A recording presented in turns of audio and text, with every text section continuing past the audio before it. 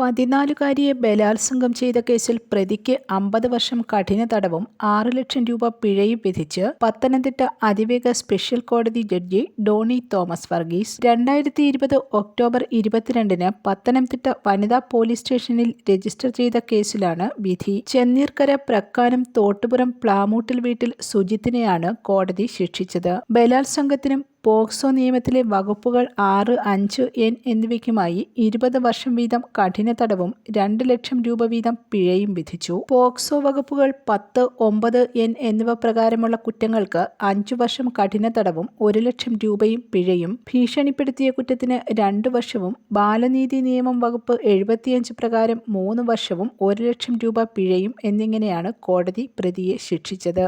ശിക്ഷ ഒരുമിച്ച് ഒരു കാലയളവ് അനുഭവിച്ചാൽ മതി. പിഴ അടച്ചില്ലെങ്കിൽ 1.5 വർഷത്തെ അധിക കഠിന തടവ് അനുഭവിക്കണമെന്നും വിധിയിൽ പറയുന്നു. പോലീസ് ഇൻസ്പെക്ടറായിരുന്ന AR ലീലാമ്മയാണ് കേസ് അന്വേഷിച്ച് കോടതിയിൽ കുറ്റപത്രം സമർപ്പിച്ചത്. പ്രോസിക്യൂഷന് വേണ്ടി പബ്ലിക് പ്രോസിക്യൂട്ടർ ജെയ്സൺ മാത്യൂസ് കോടതിയിൽ ഹാജരായി.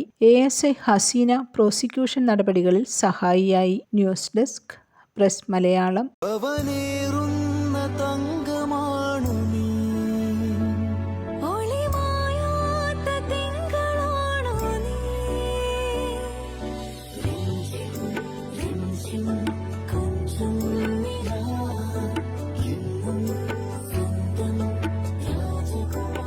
Be a Rajakumari. Rajakumari Gold and Diamonds.